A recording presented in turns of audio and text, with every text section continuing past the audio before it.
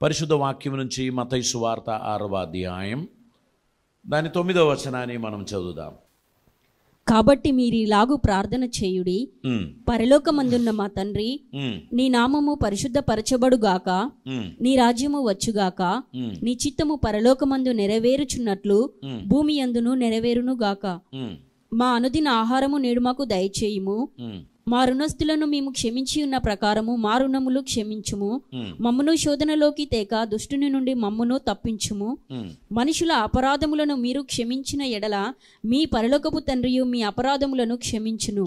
పరిశుద్ధ వాక్యంలో యేసుక్రీస్తు భూమి మీద ఆయన సంచరించుచున్న కాలంలో తన శిష్యులు ఆయన దగ్గరికి వచ్చి, ప్రభువా మాకు ప్రార్థన నేర్పుము అని ఆయనను అడిగారు. ఆ సమయంలో ప్రభు వారితో ఇలా చెప్పారు, మీరు ఈలాగు ప్రార్థన చేయుడి, పరలోకమందున్న మా తండ్రి, నీ నామం పరిశుద్ధపరచబడును కాక. ఈ ప్రార్థనను కొన్ని వారాలు నేను మీతో మాట్లాడడానికి ప్రభునందు ఆశించుచున్నాను. మనము ప్రార్థన చేస్తున్నప్పుడు ఎలా చేయాలి అని ప్రభు తన శిష్యులకు నేర్పించాడు. పరలోకమందున్న మా తండ్రి. ఈ లోకంలో మనకందరికీ తెలుసు, when we have A caring father we don't worry much. మన జీవితంలో దేని గురించి కూడా చింతపడం, ఎందుకంటే డాడీ ఉన్నాడే, డాడీ చూసుకుంటాడులే అని మనం ఆ కేర్స్, ఆ బర్డన్ మనము తండ్రికి వదిలేస్తాం. కానీ దురదృష్ట్యా కొంతమందికి చిన్న వయసులోనే తండ్రిని వారు పోగొట్టుకున్నారు. తండ్రి లేని ఆ లోటు, తండ్రి దగ్గర లేని ఆ బాధ కొంతమంది వారు తెలియపరుస్తూ ఉంటారు. అటువంటి ప్రతి సమస్యలకు పరిష్కారంగా ప్రభు పరలోకమందున్న మా తండ్రి అని మీరు ప్రార్థన చేయండి అని తెలియపరిచారు. పరిశుద్ధ వాక్యాన్ని మనం పరిశీలన చేస్తున్నప్పుడు పాత నిబంధనలో యెహోవా దేవుణ్ణి తండ్రి అని ఎక్కువగా పిలిచినట్లు మనకు కనబడతలేదు. కానీ ఆ దేవుని తండ్రిగా మనకు పరిచయం చేసిన వాడు యేసు ప్రభువే. యేసు ప్రభు మనకు తండ్రిని పరిచయం చేశాడు. ఆయన చివరిగా తన మాట ముగించినప్పుడు, తండ్రి ఇదిగో నా ఆత్మను నీ చేతికి అప్పగించుకొనుచున్నాను అని చెప్పి ఆయన ప్రాణం విడిచాడు. యేసు ప్రభు తరచుగా తన తండ్రిని గురించి మాట్లాడేవారు. పగలున్నంత వరకు నా తండ్రి చిత్తం నెరవేర్చాలి. ఈ విధంగా ప్రభు పరలోకమందు ప్రేమ కలిగిన ఓ తండ్రి మనకున్నాడు అనేటువంటి తెలియపరచు వచ్చారు. ఏదైనా ఒక కార్యం మనం తెలియపరచినప్పుడు మనం ఎవరిని అడ్రస్ చేస్తున్నామనేది తెలుసుకోవాలి. వారికి ఉన్న కెపాసిటీ, వారికి ఉన్న సామర్థ్యం, వారు చేయగలుగుతాడా లేడా. ఇప్పుడు మనం జిల్లా కలెక్టర్ దగ్గరికి వెళ్తాం. వెళ్ళినప్పుడు మన ఫ్యామిలీలో ఉన్నటువంటి లేక మన ప్రాబ్లమ్స్లో మనం వారి సహాయం కోరుతాం. మనం ఒక పోలీస్ స్టేషన్కి వెళ్ళి మనకున్న ఇబ్బందులను గురించి, మనకున్న ప్రాబ్లమ్స్ని గురించి మనం తెలియపరుస్తాం. ఎందుకంటే మనకు తెలుసు ఈ ప్రాబ్లం ఇది వారు సాల్వ్ చేయడానికి సహాయం చేస్తారు. సివిల్ కేసెస్, సివిల్ ఇష్యూస్ మనం కోర్టుకు తీసుకుపోవాలి. కోర్టులో జడ్జి ముందు మన సమస్యలు మనం ప్రజెంట్ చేసినప్పుడు ఆ సమస్యలను గురించి వారు తరచుగా కూలంకషంగా దాని పరిశీలన చేసి అడ్వకేట్స్ దాన్ని వాదించి న్యాయం ఎవరి పక్షంగా ఉందో వారికి న్యాయం వారు జరిగిస్తూ ఉంటారు. So we know to whom we should address. మనం ఎవరికి ఈ విషయాలు తెలియపరచాలి అనేటువంటిది మనం తెలిసి ఉన్నాం. ప్రార్థనలు కొంతమంది చేస్తున్నప్పుడు సజీవుడైన దేవునితో మాట్లాడడం అది దేవునికి ఇష్టం. దేవునితో మాట్లాడే వారికి దేవుడు జవాబిస్తాడు. కానీ దేవునితో మాట్లాడకుండా ఇంకెక్కడో పోయి మాట్లాడితే దేవుడు దాన్ని పట్టించుకోడు. ఈ విషయాన్ని మనం అందరం గుర్తుపెట్టుకోవాలి. సపోజ్ మా ఇంట్లో నేను సోఫాలో కూర్చున్నాను. మా పాప ఆమె బెడ్రూమ్లో నా ఫోటో ఒకటి కొంచెం పెద్దగా తయారు చేసి పెట్టి ఉన్నది. ఆ ఫోటోని చూసి డాడీ నేను ఆఫీస్ పోతున్నాను, లేకపోతే నేను హైయర్ స్టడీస్కి పోతున్నాను, నాకు ఇంత డబ్బు అవసరం అని చెప్పి మాట్లాడితే నేనేం పట్టించుకోను, నాకు తెలియదు. ఆమె నా దగ్గరికి వచ్చి కూర్చొని తన ప్రాబ్లమ్స్ నాకు తెలియపరిస్తే నేను ఆమెతో రెస్పాండ్ అవుతాను. ఇప్పుడు ప్రతి ఒక్కరు కూడా సజీవుడైన దేవునితో మాట్లాడాలి. దేవుని నుండి వినడానికి ఉన్న ఓపిక కలిగిన వారిగా ఉండాలి. దేవుడు సజీవుడిగా ఉన్నప్పుడు దేవుణ్ణి వదిలేసి ఇంకెక్కడో వెళ్ళి ఇదే పేరు దేవా అని పిలిచి మనం మాట్లాడితే దేవుడు ఎందుకు పట్టించుకుంటాడు? దేవుణ్ణి పిలవండి అంటున్నాడు. దానికి ఒక పుణ్యస్థలానికి మీరు పోవాల్సిన అవసరం లేదు, ఓ తీర్థయాత్ర మీరు చేయాల్సిన అవసరం లేదు. మీరు ఉన్నటువంటి ఇంటిలో, మీరు ఉన్నటువంటి స్థలంలో మీ ప్రాబ్లమ్స్ మీ దేవునికి తెలియపరచవచ్చు. ఎందుకనగా ఆయన ఓమ్ని ప్రెసెన్స్, ఆయన ప్రతి చోట ఉన్నటువంటి దేవుడు, ఓమ్నిషియంట్. ఆయన సర్వకాలమునకు సర్వయుగమునకు తండ్రి, సమస్తమును కలుగచేసిన వాడు. ఆయనకు తెలియపరచకుండా రాంగ్ ప్లేసెస్లో వెళ్ళి రిక్వెస్ట్ తెలియపరిస్తే ఫలితం ఏమీ ఉండదు. మీ ప్రాబ్లం ఫ్యామిలీ సంబంధమైనదా, ఫ్యామిలీ కోర్టుకు పోండి. మీ ప్రాబ్లం సివిల్ సంబంధమైనటువంటిదా, సివిల్ కోర్టుకు పోండి. మీకున్నటువంటి ప్రాబ్లం ఏంటో దాన్ని అడ్రస్ చేస్తున్నప్పుడు దాన్ని పరిహరించదగిన వ్యక్తికి మీరు తెలియపరచాలి. మీకు అందరికీ నేను తెలియపరచు మాట అర్థమవుతుందని నేను నమ్ముచున్నాను. We have a wonderful father in haven.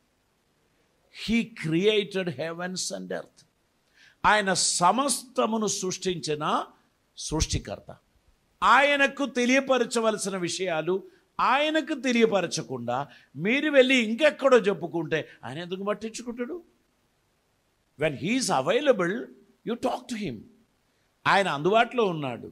దూరంలో ఉండే, ఇప్పుడు ఇంగ్లాండ్లో నుంచి డాడీ వచ్చాడు, అప్పుడు పిల్లలు ఏం చేస్తారు? ఆయనతో కూడా ప్రయాణం చేయడానికి ఇష్టపడతారు. ఆయన ఈరోజు ఎక్కడికి వెళ్తే డాడీ నువ్వు ఫ్రీగా ఉన్నావా, నేను కూడా రావచ్చా అని అంటారు. ఎందుకని? I want to talk to him. నేను ఆయనతోని మాట్లాడాలి. అలాగా పిల్లలు తనతో టైం స్పెండ్ చేస్తాడు. ఆ తండ్రి కూడా ఇష్టపడతాడు. ఎందుకని? చాలా రోజుల తర్వాత నేను ఇంటికి వచ్చాను, పిల్లలు నా దగ్గర ఎంతో ప్రేమగా ఉంటున్నారు, నాతో ముచ్చట్లు పెట్టడానికి ఇష్టపడుతున్నారు. లేదంటే అక్కడ అకౌంట్లో డబ్బేస్తున్నారు, ఇక్కడ పేటిఎం మెషిన్ నుంచి తీసేసుకుంటున్నారు. డాడీ వచ్చారా, డాడీ బాగున్నావా, ఎప్పుడు వచ్చినావు, ఎప్పుడు పోతావు అని అడిగేసి కార్డు జేబులో పెట్టుకొని పోయి ఎంజాయ్ చేస్తున్నాడు అనుకో, హీ విల్ డిసప్పాయింట్. ఆయన ఎప్పుడు కూడా నేను ఇచ్చిన డబ్బును బట్టి బిడ్డలు నన్ను ప్రేమిస్తున్నారని కాదు, వారి యొక్క సమయము, వారి యొక్క ప్రేమను అర్థం చేసుకొని వారితో టైం స్పెండ్ చేస్తున్నప్పుడే ఆ ప్రేమ స్ట్రాంగ్ అవుతుంది. డబ్బు ఇచ్చి ఎవరినైనా ప్రేమిద్దామని అనుకుంటే అది సాధ్యమైనటువంటి పని కాదు. మన హృదయం అంతటితో మనం దేవుణ్ణి ప్రేమించాలి. We are addressing to the father of whole universe. ఈ ప్రపంచం అంతటికి తండ్రి అయిన వానికి మనం మొరపెట్టుచున్నప్పుడు ఆయన మన ప్రార్థన ఆలకిస్తాడు. చూడండి, ఓ ఇన్ని కోట్ల జనాభా ప్రార్థన చేస్తే పిచ్చిలేస్తుంది ఆయనకు. ఎందుకని? అంత పెద్ద అరుపుల్లాగా అనిపిస్తుంది. ఎవరైనా ఒకరు చెప్పండి అని అంటారు కదా, మనమైతే ఓ 10 మంది కలిసి మనతో మాట్లాడితే ఒకరు మాట్లాడండి అంటాం.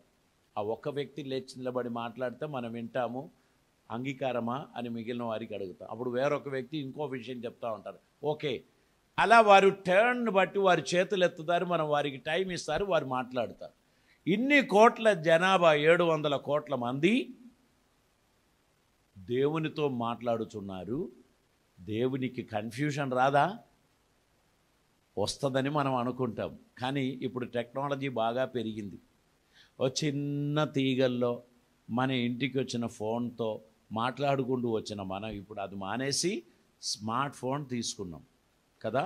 ఇటువంటి లక్షలాది ఫోన్ ప్రతి వ్యక్తి మాట్లాడుతూనే ఉన్నారు. ఈ మాటలన్నీ కన్ఫ్యూషన్ ఉందా? ఎవరికి అడ్రస్ చేశారో ఆ వ్యక్తియే మాట్లాడతారు. ఈ ఫోన్లో 4000 నంబర్లు ఉన్నాయి. నేను ఒక్క వ్యక్తికి డయల్ చేసినప్పుడు ఆ వ్యక్తి అటెండ్ అవుతారు, ఆ వ్యక్తితోనే మాట్లాడతారు. మానవుడే ఇంత మంచి టెక్నిక్స్ కనిపెట్టినట్లయితే ఇవన్నిటిని సృష్టించిన దేవుని జ్ఞానం, దేవుని అవైలబిలిటీ ఎంత అద్భుతంగా ఉంటాయి. దానికి దేవుడు ఏం చేశాడు తెలుసా? ప్రతి ఒక్కరిని ఈ లోకంలోనికి పంపినప్పుడు బ్యూటిఫుల్ థంబ్ ఇంప్రెషన్ ఇచ్చి పంపించారు. మీ వాయిస్ మీ ట్రాక్లో రికార్డ్ అయి ఆయన చెవిలో వినబడతాయి. మీ వాయిస్ ఇంకెవరితో కూడా క్లాష్ అవ్వదు. ఎందుకు తెలుసా? This is your password. So ప్రతి ఒక్కరికి దేవుడు అవైలబుల్. మనం ఏమనుకుంటాం, దేవుడు చాలా బిజీగా ఉంటాడు, దేవుడు కొంచెం ఫ్రీ అయినాక నేను మాట్లాడతానని కొంతమంది ప్రేయర్ లైన్లోకి ఎంటర్ అవ్వరు, ప్రార్థన చేయరు, వారు అలాగనే తిరుగుతారు. మా పాస్టర్ అంకుల్ ప్రార్థన చేస్తున్నారు కదా, మా పాస్టర్ ఆంటీ ప్రార్థన చేస్తున్నారు కదా, కానీ దేవునికి మన వాయిస్ వినబడాలని ఇష్టం ఉంది. మీ వాయిస్ దేవుడు విని చాలా రోజులు అయింది, అవునా కదా? ఎందుకంటే ఇది చేతిలో దొరికినప్పటి నుంచి దేవునితో మాట్లాడడానికి సమయం మనకు సరిపోవడం లేదు. అందరితో మాట్లాడేసి last, oh my God I'm tired కదా, I'm tired, I'm sleepy, forgive Lord, నేను మీకు సమయం ఇవ్వలేకపోతున్నాను ప్రభువా, ఐఎమ్ టైర్డ్ అని చెప్పి వెనకకు పడిపోతున్న స్థితి ఏమైనా కలుగుతుందా? దేవుని సన్నిధిలో మన వాయిస్ వినాలని దేవుడు ఎంతో ఇష్టపడుతున్నాడు. We have a beautiful, wonderful, loving father in haven. నేను విడవబడిన దాన్ని, నాకెవరూ లేదు, నేను అనాథుని అని ఎవరు అనుకోకండి. దేవుడు చెప్పిన మాట మర్చిపోకండి. నేను నిన్ను ఎన్నడూ విడువను, ఎడబాయను. మీ వాయిస్ మీ ట్రాక్లో వెళ్తుంది. ఆ ట్రాక్ అంతా చెక్ చేస్తే అందులో ఏం లేదు. నవంబర్లో ఎప్పుడో ఒకసారి మాట్లాడినది ఉంది, ఆ తర్వాత డిసెంబర్లో బిసీ క్రిస్మస్ సెలబ్రేషన్, ప్రార్థనా స్వరమేం అక్కడ రికార్డింగ్లో లేదు. ఆ తర్వాత జనవరిలో అప్పుడప్పుడు మళ్ళీ ఏమైనా జ్వరం వస్తే, దగ్గు ఎక్కువైతే ప్రార్థన చేస్తారు. అదే కదా మనకు అలవాటు. మనం ఈ దినాలలో దేవునితో మాట్లాడడానికి మనము కొంత సమయం వేరు చేయాలి, దేవునితో మాట్లాడాల్సినటువంటి అవసరత ఉంది. ఇక్కడ యేసు ప్రభు వారు ఒక ప్రేయర్కి ఒక ప్యాటర్న్ నేర్పించాడు, ఒక అవుట్లైన్ ఇచ్చాడు. ఈ విధంగా ప్రార్థన చేయండి. ఇందులో 3 ఇంపార్టెంట్ పాయింట్స్ ప్రార్థనలో. స్టార్టింగ్లో దేవునితో, దేవునికి సంబంధించినటువంటి, చివరిగా 4 విషయాలు మనకు సంబంధించినటువంటి. దేవునికి సంబంధించినటువంటి విషయం ఏంటి? పరలోకమందున్న మా తండ్రి, నీ నామం పరిశుద్ధపరచబడిన గాక, నీ రాజ్యం వచ్చును గాక, నీ చిత్తం పరలోకమందు నెరవేరినట్లు భూమి అందును నెరవేరును గాక. 3 విషయాలు, అది దేవునితో మాట్లాడుచున్నాం. 4వ విషయం ఏంటి? మా అనుదిన ఆహారము మాకు దయచేయము. ఇక్కడి నుంచి 4 విషయాలు మన సంబంధించిన మన విషయాలు. So when ever you pray, పరలోకమందున తండ్రి డబ్బులు కావాలి, పైసలు లేదు అని చెప్పి మొదలు పెట్టకుండా దేవునికి స్తోత్రం చెల్లించడం మర్చిపోవద్దు. నన్ను విడవక, ఎడబాయక, అనాథునిగా చేయక నన్ను నిలబెట్టినందుకు స్తోత్రం, నీ నామం మహిమపరచబడిన గాక, నీకు స్తుతి చెల్లిస్తున్నానని దేవుని మహిమపరచడానికి ప్రభు మనకిచ్చినటువంటి ఆపర్చునిటీని నిర్లక్ష్యం చేయొద్దు. దేవునికి స్తోత్రం చెల్లించాలి. ఆయన ప్రతి అంశమును కూడా ఆలకించి మన జీవితంలో తన కృప దయచేస్తాడు. మనం ఫస్ట్ ఆఫ్ ఆల్ ఏమని ప్రార్థన చేస్తున్నాం అనేది మనం అర్థం చేసుకోవాలి. ఎవరికి తెలియపరుస్తున్నారు అనేది కూడా మనం అర్థం చేసుకోవాలి. నాతోని ఎవరైనా వచ్చి 30 నిమిషాలు పొడుగుగా మాట్లాడుకుంటూ ఊపిరి ఆడకుండా ఉంటే నాకేం అర్థం కాదు. నేను మళ్ళీ అంటాను, ఫైనలీ మీరేమన్నారు, 1 వర్డ్లో చెప్పండి అంటా నేను. అంటే మనం కరెక్ట్ పాయింట్ ప్రజెంట్ చేయడం మర్చిపోవద్దు. ఏదైనా ఒక విషయం చెప్పడానికి టైం ఇస్తే ఆ ఇంపార్టెంట్ పాయింట్ ఒకటి మిస్ అయ్యి మరి 190 మాటలు చెప్పిన పెద్ద లాభం ఏమీ లేదు. సో మనం పాయింట్ మీద ఉండాలి, సబ్జెక్ట్ మీద ఉండాలి. మనం ఏమి చెప్పడానికి ఆశిస్తున్నామో వాటిని మనం తెలియపరచాలి. ఇక్కడ అడ్రస్సింగ్ టు అవర్ ఫాదర్, పరలోకమందున్న మా తండ్రి. ఎంత అద్భుతకరుడు మన తండ్రి. ఆయన మన జీవితంలో చేసిన అద్భుతాలు, ఆయన మన జీవితంలో చేసిన ఆశ్చర్య కార్యములు, ఆయన ఇంకా చేయబోచున్న విషయాలు, వీటిని గురించి ఒక అండర్స్టాండింగ్ మనకు ఉండాలి. ఆయన రొమ్మున ఆనుకొని ఉన్న కుమారుడు లోకంలోనికి రావడానికి కారణం మానవాళి చేయకూడదని చెప్పిన తప్పు చేసి పాపమునకు లోనైనందుకు దేవుడు బలులు ఏర్పరిచాడు, ప్రవక్తలను ఏర్పరిచాడు, న్యాయాధిపతులను ఏర్పరిచాడు, రాజులను ఏర్పరిచాడు. సమస్యకు పరిష్కారం రాలేదు. మనుష్యుడు దేవునితో యథాస్థాన పడలేదు కనుక దేవుడు తన ప్రియ కుమారుని లోకంలోనికి పంపాడు. యెషయా గ్రంథం 53వ అధ్యాయంలో యేసు ప్రభు లోకానికి వచ్చినటువంటి విషయం ఆయన తెలియపరుస్తున్న, ప్రవక్త తెలియపరుచున్న, మనమందరం గొర్రెలు వలె త్రోవ తప్పిపోతిమి, మన అందరి పాపమునకు ప్రాయశ్చిత్తం ఆయన భరించాడు అని మనం చూస్తున్నాం. మన పాపమునకు పరిష్కారముగా ఆయన శ్రమనొందాడు, మొత్తబడ్డాడు అని మనం బైబిల్లో మనం చూస్తున్నాం. యేసు ప్రభు ద్వారా మనకు అనుగ్రహించిన ఆ ఆశీర్వాదములను గురించి ప్రవక్త పలికిన మాటలు మనం చూస్తున్నాం. చూడండి, యోహాను సువార్త 14వ అధ్యాయం 9వ వచనం మనం చదువుదామండి. యేసు ఫిలిప్పు, నేనింతకాలము మీ యొద్ద ఉండినను నీవు నన్ను ఎరుగవా? నన్ను చూచినవాడు తండ్రిని చూచియున్నాడు గనుక తండ్రిని మాకు కనపరచుమని ఏల చెప్పుచున్నావు. చూడండి, ఫిలిప్పు ప్రభు వారితో అంటున్నారు, మీ హృదయమును కలవరపడనీయకుడి, దేవుని యందు విశ్వాసం ఉంచుచున్నారు, నా యందు విశ్వాసం ఉంచండి. నా తండ్రి ఇంట అనేక నివాస స్థలములు కలదు, లేని ఎడల మీతో చెప్పుదును, నేను మీకు స్థలం సిద్ధపరచ వెళ్ళుచున్నాను. 14వ అధ్యాయం మొదటి నుంచి ఉన్న వచనాలే ఇప్పుడు నేను చెప్పేది. కాబట్టి ఇవన్నీ చెప్తూ ముందుకు పోతే ఫిలిప్ అడుగుతున్నాడు, ఆ తండ్రిని మాకు ఇంకా పరిచయం చేయలేదే, నువ్వు చెబుతున్న అద్భుతమైన తండ్రిని మాకు ఒకసారి పరిచయం చేయి. అప్పుడు ప్రభు అంటున్నాడు, ఫిలిపు, నువ్వు ఇంతకాలం నాతో కూడా ఉండి కూడా తండ్రిని పరిచయం చేయండి అని చెప్పడం ఏంటి? నన్ను చూచిన వాడు నా తండ్రిని చూచాడు, నేను నా తండ్రి ఏకమై ఉన్నాం. అందుకే మనం త్రిత్వాన్ని మనం నమ్ముచున్నాం, ఏక దేవుడు అని మనం నమ్మడానికి కారణం యేసు ప్రభు చెప్పాడు, నువ్వు తండ్రిని నాకు పరిచయం చేయమని చెప్పడం ఏందే? నన్ను చూచిన వాడు తండ్రిని చూచి ఉన్నాడు. కనుక తండ్రిని మాకు కనపరచుమని ఏల చెప్పుచున్నావు? తండ్రి యందు నేనును నా యందు తండ్రియు ఉన్నాడని నీవు నమ్ముటలేదా? నీవు నమ్ముటలేవా? నేను మీతో చెప్పుచున్న మాటలు నాయంతట నేనే చెప్పుటలేదు. మీతో నేను ఏదైతే చెప్పుచున్నానో అది నాయంతట నేనే చెప్పడం లేదు. తండ్రి నాయందు నివసించి ఉన్నాడు గనక తన క్రియలు చేయుచున్నాడు.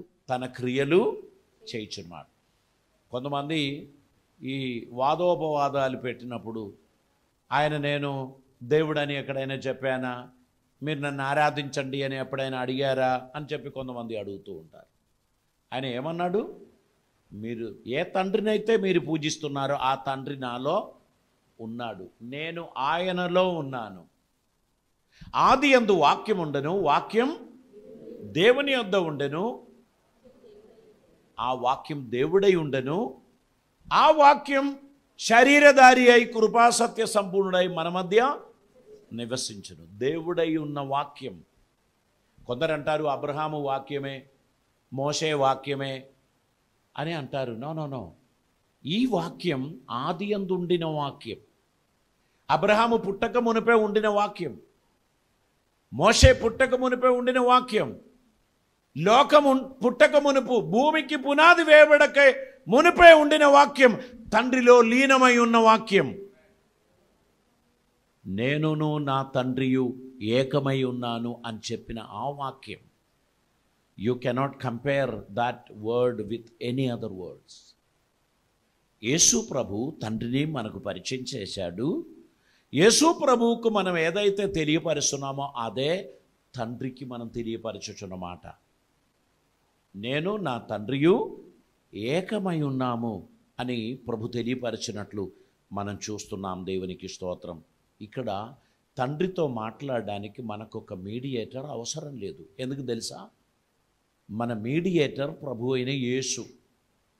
ఆయన మన కొరకు ప్రాణం పెట్టినవాడు. మీరు డైరెక్ట్ నాతో మాట్లాడండి అని ప్రభు చెప్పుచున్నారు. దేవునికి స్తోత్రం. ఆయనతో మాట్లాడడానికి మనకు ఒక మీడియేటర్ అవసరం లేదు. నా గురించి కూడా చెప్పండి అని మనం కొందరికి చెప్తాం. మినిస్టర్లకో లేక ప్రైమ్ మినిస్టర్కో ఏదైనా చెప్పాలంటే మనం కొంతమంది సిబ్బందులను పట్టుకొని ఏదైనా విధంగా ఈ మాట అక్కడ అందించడానికి ప్రయత్నం చేస్తాం. కానీ మీ తండ్రి, పరలోకమందున్న మీ తండ్రి, ఆయన మీ తండ్రియే. మీరు అది ఫీల్ అవ్వాలి. నేను అనాథుని అని అనుకున్న వ్యక్తి అంటాడు, బాంజం కాలు మొక్తా, సాయం చేయండి.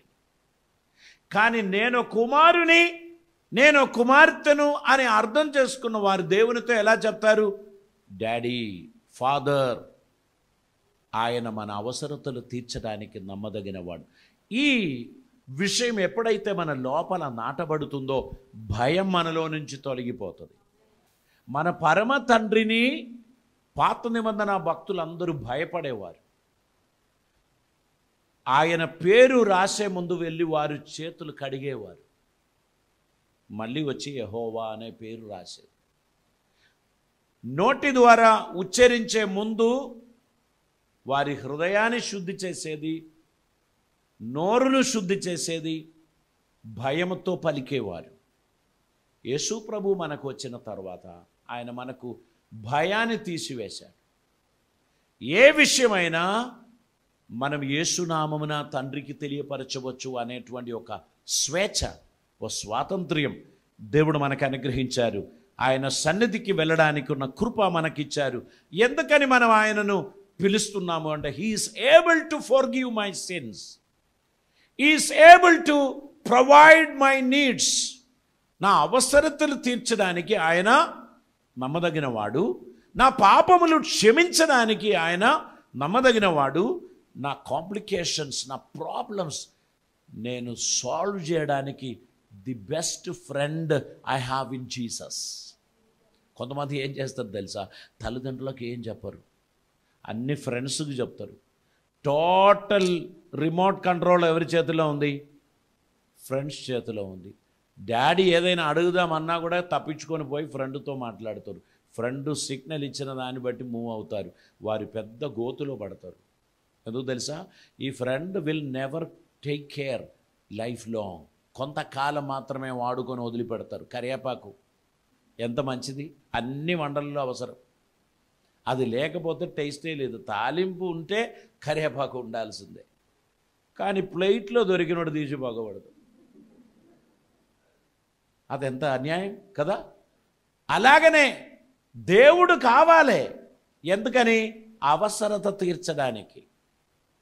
మళ్ళీ దేవుడు నేను నీతో మాట్లాడతానంటే ప్లీజ్ డోంట్ డిస్టర్బ్ మీ, నేను బిజీగా ఉన్నాను, నేను పనిలో ఉన్నాను, నన్ను డిస్టర్బ్ చేయండి అని చెప్పి పక్కకు పెడుతున్న ఆ పరిస్థితి మన జీవితంలో ఉండకూడదు. దేవునితో సదా సహవాసం చేస్తూ దేవుని కృపలో ఆశ్రయించి నడవడానికి మనం ప్రయత్నం చేయాల్సినటువంటి అవసరం ఉంది. మనం ఏ పరిశుద్ధినికి కూడా మన విషయాలు చెప్పకు. వాళ్ళందరూ చనిపోయిన వాళ్ళే, గుర్తుపెట్టుకోండి. చనిపోయి దేవుని సన్నిధికి పోయిన వారందరూ ఒక ప్రత్యేకమైన స్థలంలో ఉన్నారు. వారెవ్వరు కూడా మీ ప్రార్థన విషయాలు దేవునికి తెలియపరుస్తారని మీరు అనుకోకండి. ప్రభు అడుగుతున్నాడు, when I'm available, why you want to go here and there knocking the door, but I am available here, come and talk to me. ఏ ఒక్క వ్యక్తికి కూడా మీ ప్రార్థన విషయాలు చెప్పకూడదు. That is unbiblical. పరిశుద్ధ వాక్యానుసారంగా బైబిల్ చెప్తున్నారు, యు టాక్ టు గాడ్. దేవునితో మాట్లాడండి. ఆయన సదా సిద్ధంగా ఉన్నాడు. మీ ప్రతి విన్నపములు వినడానికి ఆయన అవైలబుల్గా ఉన్నాడు. దేవునికి స్తోత్రం. ప్రార్థన అలవాటు లేని ప్రతి ఒక్కరు కూడా ప్రార్థన మొదలుపెట్టాలి. ప్రార్థన మొదలు పెట్టకపోతే జీవితంలో ఎన్ని నష్టాలు, ఎన్ని కష్టాలు. మనకు కొంచెం సమయం దొరికితే ఆ పరికరాన్ని గెలుకుతూ సమయం స్పెండ్ చేయడం మానేసి దేవునితో ముచ్చట్లు పెట్టడానికి దేవుడు మనకిచ్చిన సుందరమైన సమయాన్ని మనం వినియోగించాలి. మనం ఏం చెప్తాను, నాయన టూర్ పోతున్నాను, నాకు వీలు కాదు అంటాం. మనం ప్రార్థన చేయడానికి వీలు కాదు, బైబిల్ చదవడానికి వీలు కాదు అని మనం చెప్పి ఎవరికో అప్పచెప్పి వెళ్ళడం కాదండి. మన కర్తవ్యములు మనమే చేయాలి. మన ప్రతి విషయాలు దేవునికి తెలియపరచాలి. మన తండ్రితో మనం మాట్లాడాలి. ఆయన సమస్త విషయంలో మనకు సహాయం చేస్తాడు. విడువడు, ఎడబాయడు, అద్భుతములు జరిగిస్తాడు. తల్లు వంచుదాం, ప్రార్థన చేద్దాం. పరిశుద్ధుడైన తండ్రి, కృపామయుడైన దేవా, నీకు వందనాలు. ఈరోజు మీ సన్నిధి మాకు దయచేసినందుకు స్తోత్రం. మీ ఆలోచన యావత్తు మాకు దయచేసినందుకు స్తోత్రం. నీ కృపలతో మమ్మల్ని భద్రం చేస్తున్నందుకు స్తోత్రం. ఈ బిడ్డలందరినీ ఆదరించి నడిపించుచున్నందుకు స్తోత్రం. ప్రభువా, మాకు ప్రార్థన ఆలకించు తండ్రి, నీవు మా కొరకు ఉన్నావు అనేటువంటిది మరొకసారి జ్ఞాపకం చేయడానికి కృప ఇచ్చినందుకు స్తోత్రం. ఈ ప్రియ బిడ్డలందరినీ ఆదరించమని, అద్భుత కార్యములు జరిగించమని, ప్రతి వారికి క్షేమాభివృద్ధి కలుగచేయమని, మీ సన్నిధిలో సమాధానంగా మేము ముందుకు నడవడానికి తగిన కృప మాకందరికీ దయచేయమని యేసు నామమున అడుగుచున్నాం పరమ తండ్రి. ఆమేన్.